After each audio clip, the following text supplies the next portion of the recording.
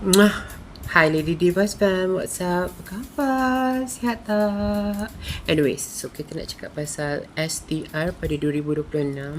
Siapa yang belum update, yang perlukan update, yang dah 3 tahun tak update, so you guys kena update. Okay, jangan lupa. Kalau tidak tak dapat hafah pun, walaupun dia orang dah tukar sikit. So, saya lupa saya punya password. So, siapa yang lupa password, sediakan diri untuk pergi LHDN terdekat dengan anda. LHDN yang dekat dengan saya di Puchong adalah Petaling Jaya. And so I thought.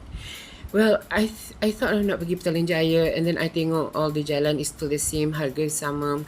But then I kena pergi hospital hari tu. So, macam kalau I terus naik Grab daripada hospital kan, dia sama je I pergi naik train and then I pergi naik Grab, macam buang masa. Rupanya it's just the same. Anyways, so siapa yang belum update, yang perlukan update, please update cepat-cepat. And then dah tak ada STR dah. So I do not, personally, I tak apa nak suka. Because semua ni diorang kita tak dapat STR dah, kita panggil, okay, daripada nama Rahmah naik kepada Sarah. Okay, so nama Rahmah it's Sarah.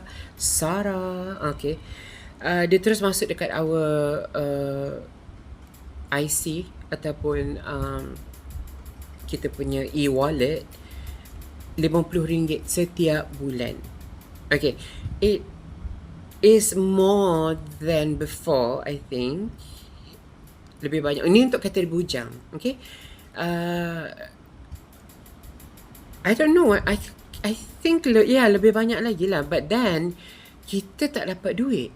Kita dapat dalam IC. So katalah macam student ataupun orang yang nak makan kat luar, orang nak makan goreng pisang, orang nak makan cekodok, macam mana nak guna IC?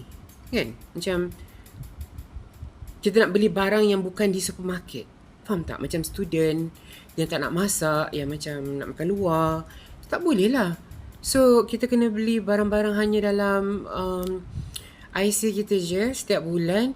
RM50. Apa je kita boleh dapat pada pendapat I? Macam beli 2-3 barang dah habis dah. 2-3 barang. Faham tak? So macam apa pendapat korang? What do you think? Share a comment, please write something yang, for me, I don't really like it. I prefer cash rather masuk dalam bank so that I can buy anything I want.